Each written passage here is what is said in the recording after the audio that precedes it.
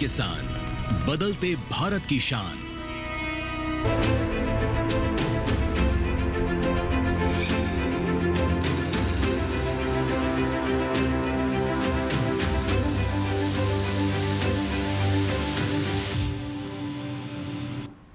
नमस्कार, दूरदर्शन किसान पर आप सभी का स्वागत है। आप देख रहे हैं मौसम खबर। मैं हूं आपके साथ पुलकित शुक्ला।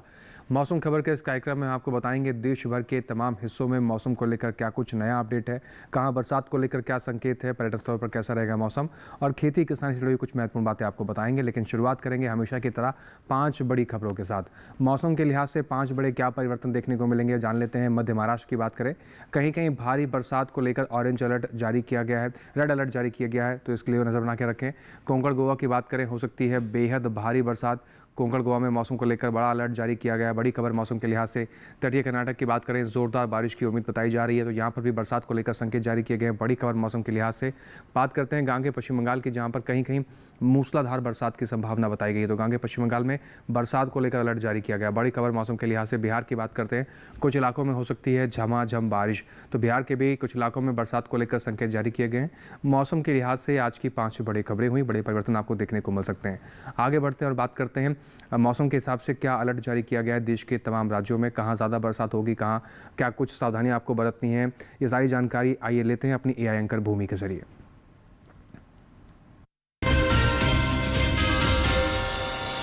नमस्कार किसान भाइयों और बहनों, आप देख रहे हैं मौसम अलर्ट डीडी किसान पर। मैं हूं आपकी एआई एंकर भूमि। आज हम आपको देश भर में होने वाली मौसम की स्थिति की ताज़ा जानकारी देने जा रहे हैं। उन क्षेत्रों की जानकारी लेते हैं जहां चेतावनी जारी की गई है। मध्य महाराष्ट्र और तटीय कर्नाटक में कहीं कहीं बेहद भारी बारिश की चेतावनी जारी की गई है। कोंकण और गोवा में कहीं कहीं बेहद भारी बारिश, कहीं कहीं तेज सतही हवाएं चल सकती हैं। अब उन क्षेत्रों की जानकारी लेते हैं जहां सतर्क रहें। बिहार में कहीं कहीं भारी बारिश के साथ गरज और तेज हवाएं चलने की संभावना है। वहीं गांगेय पश्चिम बंगाल और दक्षिण आंतरिक कर्नाटक में कहीं कहीं भारी से भारी बारिश हो सकती है। इसके अलावा ओडिशा, छत्तीसगढ़, तटीय आंध्र प्रदेश और तेलंगाना में कहीं कहीं भारी से भारी बारिश के साथ गरज और तेज हवाएं चलने की आशंका है। अब उन क्षेत्रों की जानकारी लेते हैं जहां नजर बनाए रखें। जम्मू कश्मीर, लद्दाख, उत्तराखंड, झारखंड, अरुणाचल प्रदेश, असम, मेघालय, नागालैंड, मणिपुर, मिजोरम, त्रिपुरा, गुजरात, मध्य प्रदेश, विदर्भ, तमिलनाडु, पुडुचेरी और केरल में कहीं कहीं भारी बारिश के साथ गरज और तेज हवाएं चलने की संभावना है। वहीं पंजाब, हरियाणा और दिल्ली में कहीं कहीं भारी बारिश की आशंका है। इसके अलावा उत्तरी आंतरिक कर्नाटक में कहीं कहीं भारी बारिश के साथ तेज सतही हवाएं भी चल सकती हैं। यह थी मौसम की ताजा जानकारी। कृपया सुरक्षित रहें। धन्यवाद। तो अपने क्षेत्र में बदलते हुए मौसम पर नजर बना के रखें, सावधान रहें, सुरक्षित रहें। आगे बढ़ते हैं मौसम खबर में और अब बात करते हैं बदलते हुए मौसम के साथ बरसात को लेकर क्या कुछ संकेत हैं। आने वाले 24 से 48 घंटों के भीतर कहां ज़्यादा बरसात होगी, कहां कम बरसेंगे बादल, इसकी जानकारी आपको इस सेगमेंट में देंगे जिसका नाम है मौसम पूर्वानुमान। शुरुआत करते हैं और जानते हैं आने वाले 24 से 48 घंटों में क्या कुछ देखने को मिल सकता है। भारत का नक्शा देख रहे हैं, अलग अलग राज्यों को अलग अलग रंगों से दर्शाया गया। जान लेते हैं क्या कुछ संकेत जारी किए गए हैं। बात करें हिमाचल प्रदेश और पूर्वी उत्तर प्रदेश की, तो यहाँ पर कई जगह बरसात के संकेत हैं आने वाले 24 से 48 घंटों के भीतर। लद्दाख, ले, जम्मू कश्मीर, श्रीनगर, गिलगित, पंजाब, चंडीगढ़, हरियाणा की बात करें, उत्तराखंड की बात करें, अनेक स्थानों पर बरसात के संकेत हैं। पश्चिमी उत्तर प्रदेश की अगर हम बात करें तो यहाँ पर कहीं कहीं बरसात आपको देखने को मिलेगी। वहीं दिल्ली की बात करें तो यहाँ पर भी अनेक जगह बरसात के संकेत हैं माफ़ कीजिए, आने वाले 24 से 48 घंटों के भीतर। अब पूर्वोत्तर राज्यों की बात कर लेते हैं। अरुणाचल प्रदेश, बिहार की बात करते हैं, कई जगह बरसात के संकेत हैं। उप हिमालय पश्चिम बंगाल, सिक्किम, गांगे पश्चिम बंगाल, उड़ीसा की बात करते हैं, अधिकतर जगह बरसात के संकेत बताए गए हैं। झारखंड, असम, मेघालय, नागालैंड, मणिपुर, मिजोरम, त्रिपुरा की बात करें, अनेक जगह बरसात के संकेत बताए गए हैं। बात करें दक्षिण भारत की, अंडमान निकोबार में अनेक जगह बरसात के संकेत हैं। तटीय आंध्र प्रदेश में अनेक जगह बरसात के संकेत हैं। वहीं तेलंगाना, भीतरी उत्तर कर्नाटक, दक्षिण कर्नाटक, केरल, तटीय कर्नाटक की बात करें तो यहाँ पर अधिकतर जगह बरसात के संकेत हैं। रायलसीमा की बात करते हैं, कई जगह बरसात के संकेत बताए गए हैं। बात करें मैदानी भाग की, जिसमें छत्तीसगढ़, विदर्भ, पूर्वी मध्य प्रदेश की बात करें तो यहाँ पर अधिकतर जगह बरसात के संकेत बताए गए हैं। बात करें पश्चिमी मध्य प्रदेश, गुजरात, मध्य महाराष्ट्र की, तो यहाँ पर अधिकतर जगह बरसात के संकेत हैं। बात करें कोंकण, गोवा की, विदर्भ, पूर्वी मध्य प्रदेश की, तो यहाँ पर भी अधिकतर जगह बरसात के संकेत हैं। पूर्वी राजस्थान, कच्छ, सौराष्ट्र, मराठवाड़ा की बात करते हैं, कई जगह बरसात के संकेत हैं। वहीं पश्चिमी राजस्थान की बात करें तो यहाँ पर कहीं कहीं बरसात के संकेत बताए गए हैं। आने वाले 24 से 48 घंटों को लेकर बरसात के लेकर कुछ इस प्रकार के संकेत मिल रहे हैं। बात करें मौसम की चाल की, यानी पिछले 24 घंटे में मौसम का हाल कैसा रहा, ये भी जान लेते हैं। लद्दाख, लेह, जम्मू कश्मीर, श्रीनगर, गिलगित की बात करें, कई जगह बरसात दर्ज की गई है पिछले 24 घंटे के लिहाज से। हिमाचल प्रदेश, पंजाब, चंडीगढ़, हरियाणा की बात करें, कई जगह बरसात दर्ज की गई है। उत्तराखंड, पश्चिमी उत्तर प्रदेश, पूर्वी उत्तर प्रदेश की बात करें, कई हिस्सों में यहाँ पर भी बरसात दर्ज की गई है। बात करें पूर्वी राजस्थान, पश्चिमी राजस्थान की, तो यहाँ पर भी कई हिस्सों में पिछले 24 घंटे के लिहाज से बरसात दर्ज की गई है। तो पिछले 24 घंटे में इन तमाम हिस्सों में बरसात का रुख देखने को मिला। बात करें पूर्वोत्तर राज्यों की, अरुणाचल प्रदेश, असम, नागालैंड, मेघालय के कई हिस्सों में बरसात दर्ज की गई है। मणिपुर, मिजोरम, त्रिपुरा में भी अधिकतर जगह पर बरसात दर्ज की गई है। उप हिमालय, पश्चिम बंगाल, सिक्किम की बात करें, कई स्थानों पर बरसात दर्ज की गई है। बिहार, झारखंड, गांगे, पश्चिम बंगाल, उड़ीसा की बात करें तो यहाँ पर भी कई स्थानों पर पिछले 24 घंटे के लिहाज से अगर बात की जाए तो बरसात दर्ज की गई है। अब बात दक्षिण भारत के हिस्सों की कर लेते हैं। अंडमान निकोबार, लक्षद्वीप की बात करें, कई स्थानों पर बरसात दर्ज की गई है। तेलंगाना, भीतरी उत्तर कर्नाटक, तटीय कर्नाटक, भीतरी दक्षिण कर्नाटक, केरल, तमिलनाडु की बात करते हैं तो यहाँ पर भी देख रहे हैं दक्षिण भारत के कई हिस्सों में अधिकतर जगहों पर बरसात दर्ज की गई है पिछले 24 घंटे के लिहाज से। बात मैदानी भाग की करें, छत्तीसगढ़, पूर्वी मध्य प्रदेश, पश्चिमी मध्य प्रदेश के कई हिस्सों में बरसात दर्ज की गई है। विदर्भ में भी बरसात कई हिस्सों में दर्ज की गई। मराठवाड़ा, मध्य महाराष्ट्र, कोंकण, गोवा की बात करें, यहाँ पर भी बरसात दर्ज की गई है। दमन और दीव, गुजरात, सौराष्ट्र, कच्छ की अगर बात करें तो मैदानी भाग के इन तमाम हिस्सों में भी आप देख रहे हैं पिछले 24 घंटे के लिहाज से कई स्थानों पर बरसात दर्ज की गई है। इसके अलावा भी मौसम से जुड़ी कई अहम जानकारियाँ जो आप तक हम पहुँचाएंगे, लेकिन फिलहाल यहाँ वक्त हो गया एक छोटे से ब्रेक का। आप बने रहें, देखते रहें मौसम खबर। 605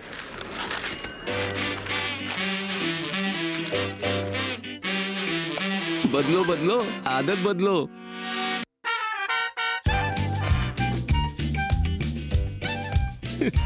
बदलो बदलो, आदत बदलो। अब नजदीकी बैंक जाकर फटे पुराने नोट्स बदलिए।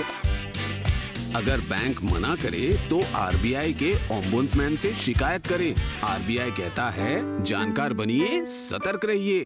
यशस्वी प्रधानमंत्री नरेंद्र मोदी जी के संकल्प सबका साथ सबका विकास को माननीय मुख्यमंत्री योगी आदित्यनाथ जी ने सामाजिक एकता एवं समरसता के उच्चतम मानदंडों के साथ बनाया है यूपी सरकार का मूल मंत्र। परिणाम स्वरूप 2017 के बाद उत्तर प्रदेश में सभी को मिले बिना किसी भेदभाव के रोजगार के समान अवसर एवं योजनाओं के लाभ। 8.5 लाख से अधिक सरकारी और 3,75,000 से अधिक संविदा पर नौकरी पाने वाले जहां निष्पक्ष और पारदर्शी प्रक्रिया के साक्षी बने, वहीं अनुसूचित जाति, जनजाति, पिछड़े एवं निम्न आय वर्ग के अभ्यर्थियों को मिला आरक्षण का संपूर्ण लाभ। प्रधानमंत्री गरीब कल्याण अन्न योजना, प्रधानमंत्री आवास योजना और जल जीवन मिशन से लेकर मुख्यमंत्री युवा स्वरोजगार और एक जनपद एक उत्पाद जैसी विभिन्न योजनाएं यूपी में अंत्योदय से सर्वोदय का सपना कर रही हैं साकार।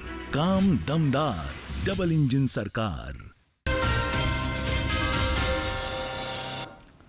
ब्रेक के बाद एक बार फिर से आप सभी का स्वागत। आप देख रहे हैं मौसम खबर।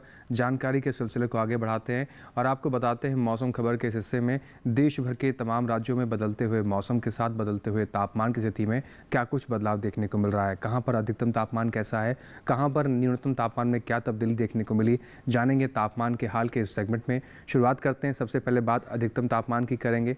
बात करें बिहार की तो यहाँ पर अधिकतम तापमान 5 डिग्री सेल्सियस सामान्य से ज़्यादा की स्थिति में दर्ज किया गया है। अधिकतम तापमान का हाल इस प्रकार से देखने को मिला।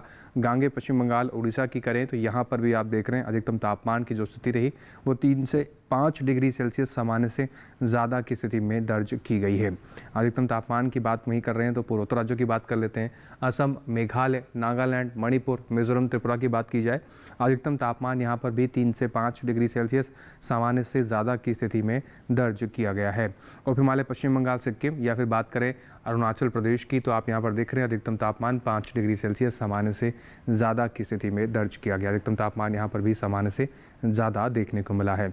बात करें पूर्वी राजस्थान और कच्छ सौराष्ट्र की तो आप देख रहे हैं अधिकतम तापमान यहाँ पर 3 से 5 डिग्री सेल्सियस सामान्य से ज़्यादा की स्थिति में दर्ज किया गया। अधिकतम तापमान की बात कर रहे हैं तो वहीं बात कर लेते हैं पश्चिमी राजस्थान के श्रीगंगानगर की, जहाँ पर देश का सबसे अधिक तापमान दर्ज किया गया है। 39.2 डिग्री सेल्सियस के साथ देश का सबसे अधिक तापमान श्रीगंगानगर में देखने को मिला। बात करें न्यूनतम तापमान में क्या तब्दीली देखने को मिली, लद्दाख, लेह, जम्मू कश्मीर, श्रीनगर, गिलगित की बात करें 3 से 5 डिग्री सेल्सियस सामान्य से ज़्यादा की स्थिति में न्यूनतम तापमान इन क्षेत्रों में देखने को मिला। वहीं बात करें हिमाचल प्रदेश, पश्चिमी उत्तर प्रदेश और पूर्वी उत्तर प्रदेश की तो यहाँ पर भी तब्दीली देखने को मिल रही है। न्यूनतम तापमान यहाँ पर 5 डिग्री सेल्सियस सामान्य से ज़्यादा की स्थिति में दर्ज किया गया है।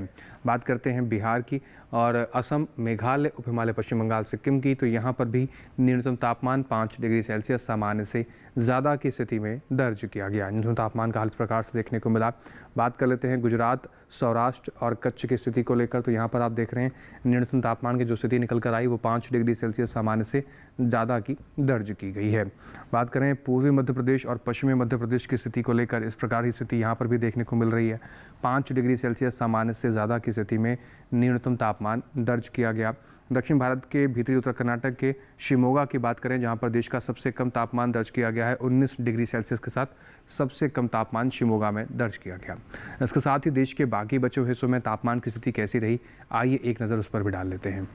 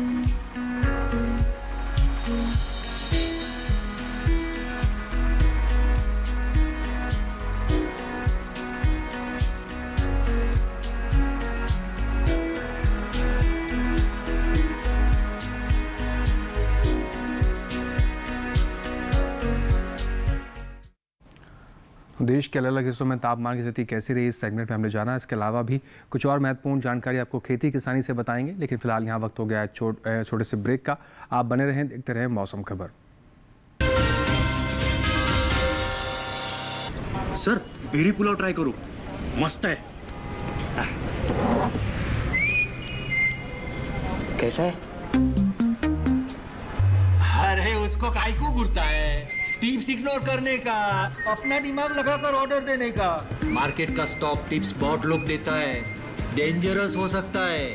कंपनी और रिस्क पूरा समझने का, फिर इन्वेस्ट करने का। समझ कर इन्वेस्ट कर। बेमौसम बारिश, आंधी और तूफान की चिंता भूल जाओ, फसल बीमा कराओ, सुरक्षा कवच पाओ। प्राकृतिक आपदा हो या कोई दुर्घटना, उसकी चिंता से भी मुक्ति पाओ। फसल बीमा हमने फसल बीमा योजना को अधिक प्रभावी बनाया, उसके दायरे में ज्यादा किसानों को लाए। अब तक 23 करोड़ से अधिक किसान आवेदनों को फसल मुआवजा मिला। खरीफ फसल बीमा के लिए शीघ्र पंजीकरण कराएं। बैंक शाखा, बीमा कंपनी, कृषि ऋण समिति, जन सेवा केंद्र से संपर्क करें या www.pmfby.gov.in पर ऑनलाइन आवेदन करें। बीमा कंपनी के प्रतिनिधि से घर बैठे एड ऐप द्वारा बीमा करा सकते हैं। फसल बीमा से संबंधित जानकारी के लिए हेल्पलाइन नंबर 14447 पर कॉल करें। फसल बीमा कराओ, सुरक्षा कवच पाओ।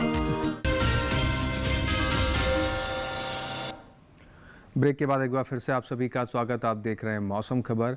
आगे बढ़ते हैं मौसम खबर में और अब बात कर लेते हैं देश के तमाम राज्यों में वायु गुणवत्ता की स्थिति के बारे में। इस समय वायु गुणवत्ता कैसी है, किस श्रेणी में दर्ज की गई है, आइए जान लेते हैं ये भी अपनी एआई एंकर भूमि के जरिए। अब बढ़ते हैं आगे और जानते हैं कि देश के अलग अलग राज्यों में वायु की गुणवत्ता कैसी है। सबसे पहले बात करते हैं दिल्ली की, जहां वायु की गुणवत्ता संतोषजनक है। यहाँ गुणवत्ता सूचकांक 67 दर्ज किया गया।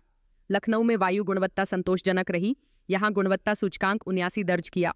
पटना की बात करें तो यहाँ वायु गुणवत्ता संतोषजनक की श्रेणी में है और यहाँ गुणवत्ता सूचकांक 85 दर्ज किया। बेंगलुरु की हवा अच्छी है और यहाँ वायु गुणवत्ता सूचकांक 48 दर्ज किया गया है। पुणे की बात करें तो यहाँ गुणवत्ता सूचकांक 49 दर्ज किया गया, जो अच्छे की श्रेणी में है। आगे बात करते हैं हैदराबाद की, तो यहाँ वायु की गुणवत्ता संतोषजनक रही, यहाँ गुणवत्ता सूचकांक 58 दर्ज किया गया। कोलकाता में गुणवत्ता सूचकांक 46 दर्ज किया गया, जिसे अच्छा माना जाता है। मुंबई की बात करें तो यहाँ की वायु गुणवत्ता अच्छे की श्रेणी में दर्ज की गई, यहाँ गुणवत्ता सूचकांक 39 दर्ज किया गया। वहीं अहमदाबाद में वायु की गुणवत्ता संतोषजनक रही और यहाँ गुणवत्ता सूचकांक 56 दर्ज किया गया। कृपया अपनी सेहत का ध्यान रखें।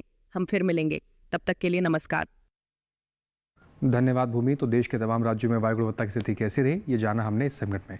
आगे बढ़ते हैं और बात करते हैं बदलते हुए मौसम के साथ देश की खेती किसानी में आपको तरीकों में क्या कुछ बदलाव करना है, ये भी जानना बहुत ज़रूरी है। तो आइए जान लेते हैं अपने AI एंकर कृष के जरिए खेती किसानी में कुछ ज़रूरी बदलाव। नमस्कार, आप देख रहे हैं DD किसान। मैं हूं AI कृष और आज हम भारत के विभिन्न राज्यों में होने वाली खेती किसानी से संबंधित सलाहों के बारे में पूरी जानकारी देंगे। मध्य गुजरात में धान की नर्सरी से अतिरिक्त पानी को बाहर निकालें और नमी का उचित स्तर बनाए रखें। अगर धान की पत्तियां पीली हो रही हों तो यह आयरन की कमी का संकेत है। ऐसी स्थिति में बिना बारिश वाले दिन फेरस सल्फेट और चूने का घोल छिड़कें। यहीं मिर्च, बैंगन और टमाटर की रोपाई के साथ अरहर और कपास की बुवाई करें। वहीं गुजरात के भाल और तटीय क्षेत्र में कपास, मूंगफली, मूंग, उड़द, अरहर और बाजरा की बुवाई करें। जहां जरूरत हो वहां कपास की पौध में थिनिंग और गैप फिलिंग करें। यहीं इस समय किसान मिर्च, टमाटर और बैंगन की नर्सरी भी तैयार कर सकते हैं। उत्तर पश्चिम गुजरात में मिर्च, बैंगन, भिंडी, ग्वार और लोबिया जैसी सब्जियों की रोपाई या बुवाई करें। साथ ही खेतों से अतिरिक्त पानी को बाहर निकालें। उत्तरी सौराष्ट्र क्षेत्र में कपास में गैप फिलिंग करें। इसके साथ ही यहाँ तिल, बाजरा और दलहनी फसलों में थिनिंग करें। इसके अलावा यहाँ मिर्च, बैंगन, पत्ता गोभी और फूल गोभी की तैयार पौधों की रोपाई करें। यहाँ अरहर की बुवाई जुलाई के अंत तक पूरी करें। साथ ही भिंडी, ग्वार, राजमा, लोबिया, चौलाई और कद्दू वर्गीय सब्जियों की बुवाई करें। दक्षिण सौराष्ट्र क्षेत्र में मूंगफली, कपास, मूंग, उड़द और सोयाबीन की बुवाई जारी रखें। पहले से बोई गई फसलों में गैप फिलिंग करें और सब्जियों के खेतों को खरपतवार से मुक्त रखें। दक्षिण गुजरात क्षेत्र में कपास और जल्दी पकने वाली या मध्यम अवधि की किस्मों की बुवाई करें। गन्ने की सुरक्षा के लिए पत्तों को बांध दें या बांस की मदद से सहारा दें। यहीं पर्याप्त वर्षा के बाद अरहर की बुवाई करें। दक्षिण गुजरात के भारी वर्षा क्षेत्र में गन्ने की रोपाई के 6 से 8 महीने बाद सूखी पत्तियों को हटाकर मल्चिंग करें। यहीं आम और चीकू के पौधों को सहारा दें। इसी तरह कृषि और किसानों से जुड़ी हर महत्वपूर्ण जानकारी के लिए हमारे साथ जुड़े रहिए और देखते रहिए DD किसान। धन्यवाद। धन्यवाद कृष। इसके साथ ही वैज्ञानिक दृष्टिकोण से भी फसलों की देखभाल करना इस समय बेहद आवश्यक है। देश के अलग अलग हिस्सों में अलग अलग फसलें लगी हुई हैं और अलग अलग तरीकों से आप उनकी देखभाल करनी चाहिए। तो वो कौन से तरीके हैं, ये भी जान लेते हैं भारत मौसम विज्ञान विभाग पुणे के वैज्ञानिक डॉक्टर आशुतोष मिश्र से। तेलंगाना में मक्का, मूंगफली, कपास, अरहर, सोयाबीन एवं हल्दी इत्यादि की फसलों से अतिरिक्त पानी निकाल दें। वर्षा की अवधि समाप्त होने के पश्चात कम अवधि वाली धान की किस्मों की सीधी बुआई करने के लिए सलाह दी जा रही है। दक्षिणी तेलंगाना क्षेत्र में धान की नर्सरी बुआई और उत्तरी तेलंगाना क्षेत्र में धान की रुपाई का कार्य कुछ समय के लिए स्थगित रखें। उत्तरी तटीय आंध्र प्रदेश में पकी हुई सब्जियों, केले एवं पपीते के पके हुए फलों को तोड़ लें। साथ ही बारिश समाप्त होने के पश्चात धान की सीधी बुआई या नर्सरी बुआई का कार्य कर सकते हैं। गन्ना, धान, मक्का, बाजरा, रागी, अरहर के खेतों इत्यादि से अतिरिक्त जल निकालने की व्यवस्था अवश्य बनाए रखें। तमिलनाडु के पश्चिमी घाट क्षेत्र में बाजरा की बुआई का कार्य कुछ समय के लिए स्थगित रखें। पूर्वोत्तर क्षेत्र में निचले या कम जल निकासी वाले क्षेत्रों में धान की रुपाई इस समय न करें। पश्चिमी क्षेत्र में धान की नर्सरी और हाल ही में रोपे गए धान के खेतों में, दक्षिणी क्षेत्र में ज्वार, गन्ना, मक्का, धान, केला एवं नारियल के खेतों में जल निकासी की उचित व्यवस्था अवश्य बनाए रखें। उत्तराखंड के पहाड़ी क्षेत्रों में टमाटर एवं पके हुए फलों को अविलंब तोड़ लें। रागी की फसल में नियमित अंतराल पर रुपाई करते रहें। साथ ही धान में उर्वरकों का प्रयोग इस समय ना करें। मिर्च में जल निकासी हेतु उचित व्यवस्था भी अवश्य बनाए रखें। हिमाचल प्रदेश के मध्य पर्वतीय उप आर्द्र क्षेत्र में परिपक्व टमाटर, बैगन और शिमला मिर्च इत्यादि को तोड़ लें। जम्मू और कश्मीर के उपोष्ण कटिबंधीय क्षेत्र में मक्का के खेतों में अतिरिक्त वर्षा जल को जमा न होने दें। साथ ही मिट्टी में नमी की इष्टतम स्थिति हो जाने पर मूंग और उड़द की बुआई का कार्य भी जारी रख सकते हैं। भिंडी में जल निकासी के लिए उचित व्यवस्था भी अवश्य बनाए रखें। बताई गई सभी बातों का किसान भाई विशेष रूप से ध्यान रखकर खेती किसानी में आगे बढ़ें, अच्छा खासा मुनाफा आप ले पाएंगे। और इसके साथ ही अब बात कर लेते हैं आज की फसल के बारे में। ये मौसम भिंडी की बुआई के लिए बेहद अनुकूल समय है, लेकिन बुआई कैसे करनी है, किस प्रकार की बातों का आपको ध्यान रखना है, आइए देख लेते हैं एक रिपोर्ट के जरिए। ये मौसम भिंडी की बुआई के लिए अनुकूल है। उत्तरी भारत के मैदानी इलाकों में गर्मी की फसल जनवरी के अंतिम सप्ताह से मार्च तक और बरसात की फसल जून से जुलाई तक बोई जाती है। 1 हेक्टेयर में भिंडी की बुआई के लिए 18 से 22 किलो बीज पर्याप्त हैं। भिंडी की बुआई करने से पहले खेतों को जोतकर तैयार कर ली, खरपतवार को साफ कर ली। बुआई करते समय कतार की कतार से दूरी 30 सेंटीमीटर और पौध से पौध की दूरी 13 से 15 सेंटीमीटर रखें। किसान भिंडी की कई किस्मों की बुआई कर सकते हैं, जैसे पूसा मखमली, पूसा सावनी, लाल भिंडी और IHR 31 आदि। पूसा मखमली किस्म की भिंडी की लंबाई 6 से 8 इंच तक होती है। ये भिंडी लंबी, सीधी, चिकनी और हरी रंग की होती है। पूसा सावनी किस्म की भिंडी की लंबाई 10 से 15 सेंटीमीटर होती है। ये लंबी, पतली, नर्म, चिकनी और गहरे हरी रंग की होती है। पूसा सावनी किस्म की 1 हेक्टेयर में 80 से 100 क्विंटल तक पैदावार ली जा सकती है। लाल भिंडी लंबी, सीधी और गूदेदार होती है, जबकि IHR 31 किस्म की भिंडी की लंबाई 24 सेंटीमीटर तक होती है। ये मोटे गूदे वाली और हल्के हरी रंग की होती है। अगर बात सिंचाई की करें तो बुआई के तुरंत बाद फसल में पहली सिंचाई करें और फिर दूसरी और तीसरी सिंचाई 3 से 4 दिन के अंतराल पर करें। फसल की अच्छी बढ़वार के लिए खेतों में समय समय पर निराई गुड़ाई करते रहें। और इसके साथ ही आज के मौसम खबर कार्यक्रम में बस इतना ही। मौसम खबर में दिखाई गई हर एक जानकारी को आप दोबारा से भी देख सकते हैं। हमेशा की तरह अब आपको आपकी टेलीविजन स्क्रीन पर हम एक QR कोड दिखाएंगे। ये दिखाए जा रहे QR कोड को जब आप स्कैन करेंगे सीधा पहुंच जाएंगे DD किसान के YouTube चैनल पर। वहां पर भी मौसम खबर को आप दोबारा से भी देख सकते हैं। उम्मीद करते हैं दिखाते हैं जो हम जानकारी उनसे हमारे किसान भाइयों को लाभ हो रहा होगा। फिर से हाजिर होंगे मौसम से जुड़ी तमाम नई जानकारी को लेकर, लेकिन फिलहाल हमें दीजिए इजाज़त। आप बने रहें DD किसान के साथ। नमस्कार।